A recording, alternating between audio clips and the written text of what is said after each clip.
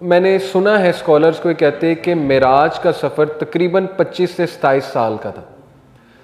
ये एक ओपिनियन है, ठीक है ना, जबकि दुनिया में चंद सेकंड गुजरे होंगे। टाइम डायलेशन का भी कॉन्सेप्ट है, ठीक है ना। तो खैर ये मैंने सुना है स्कॉलर्स को बात करते कि 25 से 27 साल जो है वो उसका सफ़र था। तो खैर हमारे नबी की जब आँख खुली तो एकदम से वो कंसर्न हो गए, एंग्जाइटी तारी हो गई, थोड़ा सा फियर भी आ गया कि अब मैं बताऊंगा तो ये लोग मेरा मजाक उड़ाएंगे। This shows the human nature of our रसूलुल्लाह सल्लल्लाहु अलैहि वसल्लम। फियर नेचुरल था, एंग्जाइटी नेचुरल थी कि ये तो पहले ही इतना खिलाफ हुए हुए, और अल्लाह ने भी देखें ये करना था कि पहला शख्स जो वहाँ से गुजरा वो अबू जहल था अल्लाह की तरफ से, ठीक है ना। Allah caused Abu Jahl to pass from there. अब अबू जहल ने जब देखा हमारे नबी को थोड़ा सा परेशान, तो बड़े तंजिया अंदाज में पूछा कि मोहम्मद क्या बात है, बड़े परेशान हो, क्या कोई बहुत ही बुरी बात हो गई तुम्हारे साथ?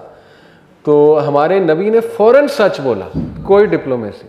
कहा मैं थोड़ा सा हूँ परेशान इस बात पे कि मैंने एक सफ़र किया है, मैं आप सबको बताना चाहता हूँ। उसने कहा कहाँ का सफ़र किया?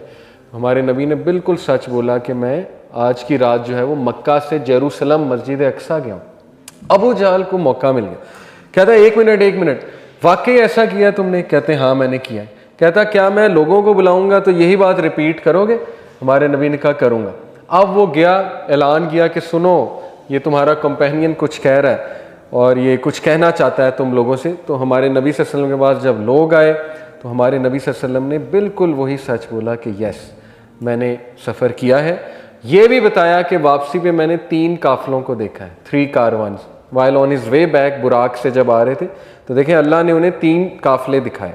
वो काफ़िलों को भी एक्सप्लेन किया हमारे नबी ने। वो काफ़िले क्या थे? कुरैश के काफ़िले थे। One of them he noticed a certain group of people, on another he drank some water from them as he was feeling thirsty, and in the third he said he saw so and so looking for a camel that had been lost। और ये बताया हमारे नबी ने कि जी ये 3 काफ़िले मैंने देखे। वो उस पर भी मजाक उड़ाने लग गए, किसी ने कोई ताना मारा, किसी ने कोई ताना मारा। बहरहाल फिर उन्होंने कहा अच्छा ये बताओ मस्जिद अक्सा के बारे में हमें बताओ कैसी थी।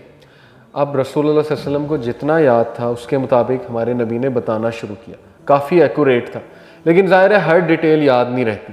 तो फिर थोड़ा सा फियर आया हार्ट में कि तो पूछ ही जा रहे हैं मुझसे। उसी वक्त अल्लाह से दुआ की कि अल्लाह ये लोग अब मुझे इस तरह क्वेश्चन कर रहे हैं। तो रवायात में आता है कि अल्लाह ने मस्जिद अक्सा ला के खड़ी कर दी उनके सामने। आज की टेक्नोलॉजी देखें, वर्चुअल रियलिटी ऐसे होता है ना, आपने देखा होगा।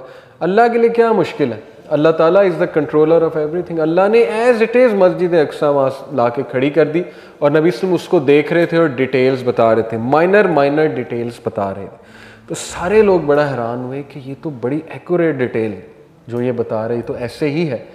तो लेकिन उसके बावजूद फिर देखें कि वो काफ़िलों का जो बताया बिल्कुल वो बात भी ऑथेंटिक निकली कि बिल्कुल ऐसा ही था। उनमें से एक का कैमल भी जो है वो गुमा हुआ था। इस पर जो है फिर जाहिर है कि जब उसने अबू जहल को ये पता लगा तो उसके पास एक ही जवाब था कि ये जी sorcery, this is clear sorcery, ये तो मैजिक है। यानी हठधर्मी की इंतहा जो है वो अब आप चेक करें। खैर, तो this again shows a very important point कि हमारे नबी सल्लल्लाहु अलैहि वसल्लम अपोलोजेटिक नहीं थे।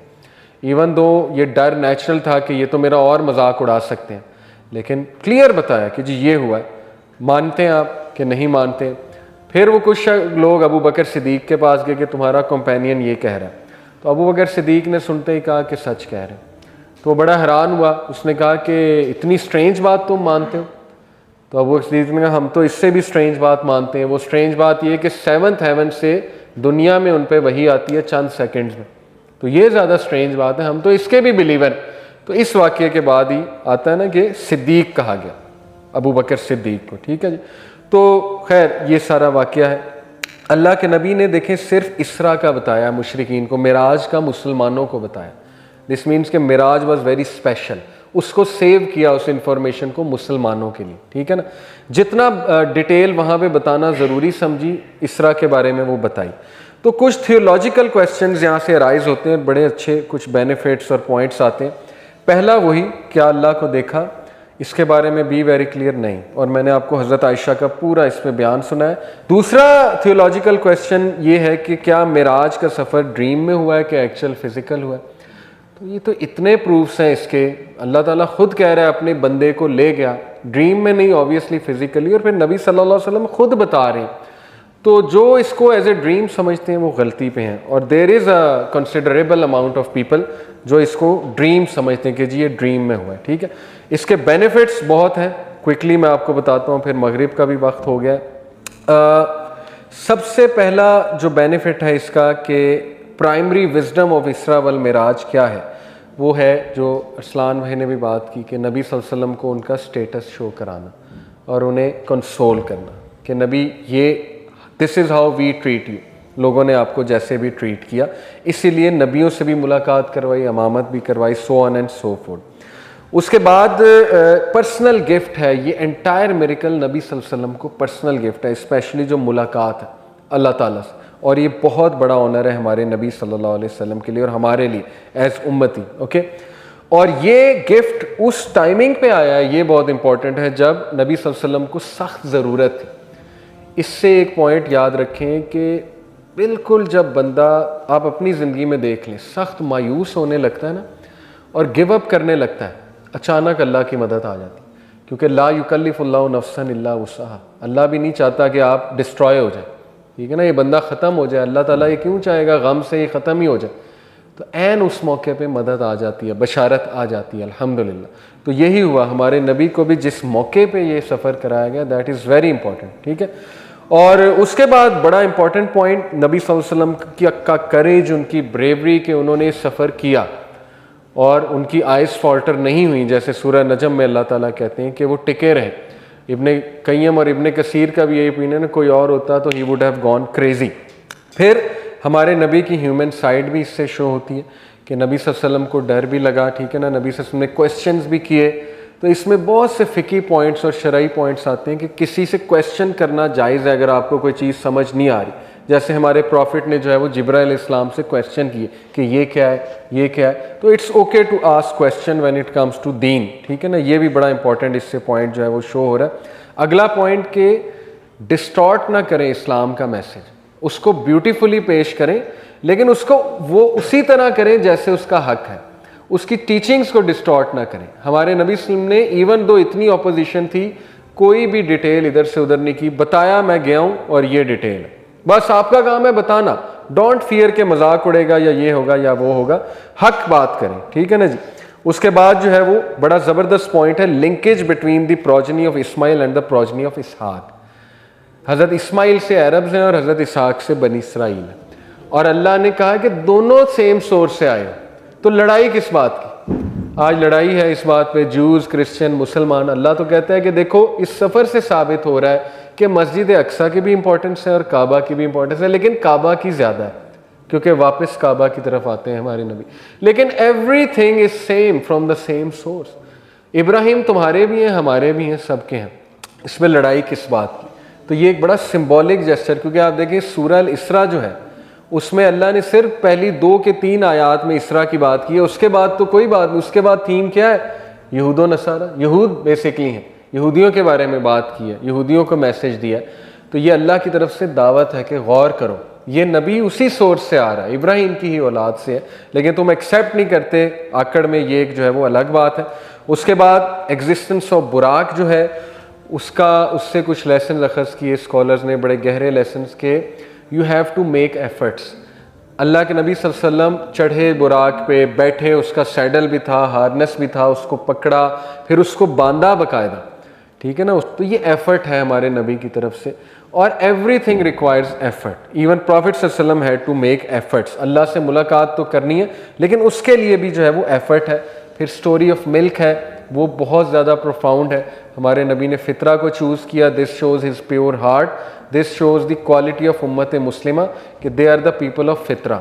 मुसलमान एंड तक खड़ा रहेगा, ये LGBTQ और इन गिलाजत के लिए के हवाले से खड़ा रहेगा, क्योंकि वो फितरा वाले हैं, और फितरा के अगेंस्ट जो भी चीज़ होगी उसके खिलाफ जो है वो हम बोलेंगे। और फिर companionship of all the prophets, all the prophets are brothers, same, ये भी इस वाक़े से अल्लाह ताला ने दिखाया। और फिर स्टेटस ऑफ सलाह, याद रखें कोई भी कमांडमेंट इस तरह से नहीं दी गई जिस तरह से नमाज गिफ्ट की गई, और इतनी इंपॉर्टेंट है नमाज कि आप हैरान हो जाएंगे। ईसा अलैहिस्सलाम जब बच्चे थे यानी माँ की गोद में बोले तो उन्होंने क्या अल्फाज कहे थे ईसा अलैहिस्सलाम ने कि मेरे रब ने मुझे नमाज कायम करने का हुक्म दिया। इमेजिन बच्चा ये कह रहा है, अभी तो बालिग हुए भी नहीं, वो ये कह रहे हैं कि ये हमें हुक्म दिया गया है। तो नमाज is very important. Theological benefits, number 1, Allah is above us, not everywhere. वहदतुल वजूद का जो एक अकीदा पाया जाता है, ठीक है ना, सूफियों में, नहीं, अल्लाह की ज़ात अर्श पर मुस्तवी है जैसे उसकी शान को लायक है। अपने नॉलेज के मुताबिक अल्लाह हर जगह, as in he is well aware of his creation. Allah कहता है ना, शारक से भी करीब हूँ बाय हिज नॉलेज, ठीक है ना। Angels are noticing everything and Allah is watching everything, सीधी सी बात। नंबर 2, हेवन और हेल रियल है, फिज़िकल चीज़ें। ये भी एक ना अकीदा पाया जाता है कि नहीं, ये बस कॉन्सेप्ट्स हैं, असल में हमने फ़ना हो जाना, अल्लाह के साथ मिल जाना, वो असल में जो है वो असल रिवॉर्ड है, अल्लाह माफ़ करे। ये सूफीज़म की एक एक्सट्रीम फॉर्म कहती है, इन्ना लिल्लाहि व इन्ना इलैहि राजिऊन, कि हमने अल्लाह से जाके मिल जाना। तो ये पैंथेइज्म का भी कॉन्सेप्ट है। बुद्धिज़्म भी प्रीटी मच सेम है कि आप बस फ़ना हो जाते हैं और रिसाइकलिंग ऑफ बर्थ होती रहती है यहाँ तक कि आप एक हाईएस्ट स्टेट अचीव कर लेते हैं, तो फिर यू आर देयर अबव। तो ये बिवेयर ऑफ सच अकीदा, ठीक है ना, रियल प्लेसेस हैं। और फितरा, इसमें थियोलॉजिकल बेनिफिट है कि मिल्क को चूज़ किया तो फितरत को चूज़ करना चाहिए एक मुसलमान। फ़िकी benefits, just to wind up, बड़े ज़बरदस्त। Number 1, we need to ask permission before entering doors. हज़रत जिब्राइल ने परमिशन लेके एंटर, देखें अब उलमा ने कैसे कैसे पॉइंट्स निकाले, ठीक है, फ़िकी points. Number 2, it is encourage to give glad tiding and good news to those worthy of receiving it. जैसे प्रॉफिट्स ने गुड न्यूज़ हमारे नबी को दी, ठीक है ना, उनकी उम्मत के बारे में, जन्नत के बारे में बताया। तो ये गुफ्तगू करने का अच्छा तरीका है और इससे जो है एक दूसरे का मोराल बूस्ट होता है। It is permissible to give advice that will bring about good for the people. ये कहाँ से साबित हो रहा है? मूसा अलैहिस्सलाम के, देखें हालांकि नबी सल्लल्लाहु अलैहि वसल्लम तो सैयदुल अंबिया हैं, सैयदुल बशर है, लेकिन मूसा अलैहिस्सलाम को जब लगा मुझे कोई एडवाइस कर देनी चाहिए तो की, और उनकी कॉम्पिटेंसी थी, उनका एक्सपीरियंस था, ये एडवाइस वो दे सकते थे क्योंकि उनकी उम्मत भी बहुत बड़ी थी, तंग किया था उनकी उम्मत ने। तो एक दूसरे को नसीहत करते रहना चाहिए, इवन दो अगले का जितना मर्जी बड़ा स्टेटस हो, और उसको माइंड नहीं करना चाहिए। जो बंदा स्टेटस वाला है उसको ले लेनी चाहिए अगर वो फ़ायदे में है, ठीक है ना। जैसे हमारे नबी कितना ओपन टू दिस थे कि ले ली, हाँ वाकई 50 नमाजें तो ज़्यादा है मेरी उम्मत के लिए, तो गए अल्लाह से सिफारिश की जाके। Number 4, it is permissible to sit with your back facing the Kaaba. ये भी फ़िकी पॉइंट निकाला हुआ ने, क्योंकि इब्राहिम अलैहिस्सलाम बैत मामूर से टेक लगा कर बैठे, तो it's okay. Kaaba is just a symbolic thing जो हम डायरेक्शन के लिए यूज़ करते हैं। काबा पे खड़े होकर अजान भी दी जा सकती है। और night travelling is preferred to day travelling, ये भी बड़ा अजीब पॉइंट है और ये हदीस से साबित है। अल्लाह के नबी सल्लल्लाहु अलैहि वसल्लम ने कहा अगर सफ़र करना है तो रात को करो, रात को ज़मीन समेट लेती है अपने आप, ठीक है ना। ये बड़ा अजीब हमें लगेगा कि रात के सफ़र तो ख़तरनाक भी होता है, लेकिन ये सुन्नत है और ये सफ़र भी रात को हुआ, तो ये भी फ़िकी पॉइंट है और ये हदीस से भी साबित है कि रात का सफ़र जो है वो बेहतर है, उसमें कम डिस्टेंस होता है और ज़मीन अपने आप को समेट लेती है और जल्दी सफ़र जो है वो हो जाता है। तो अल्हम्दुलिल्लाह हमारा मेराज का जो है वो वाक़या कंप्लीट हुआ। इंशाअल्लाह अब हमारे प्लेजेस ऑफ अक़बा और planting the seeds of Yathrib, उसके हवाले से बात करेंगे, नबी सल्लल्लाहु अलैहि वसल्लम की स्ट्रैटेजीज़। जज़ाकुमुल्लाह खैर जी, बहुत शुक्रिया। सुब्हानकल्लाह व बिहम्दिका, अशहदु अल्ला इलाहा इल्ला अंता, अस्तगफिरुका व अतूबु इलैक। वस्सलामु अलैकुम व रहमतुल्लाहि व बरकातुहू।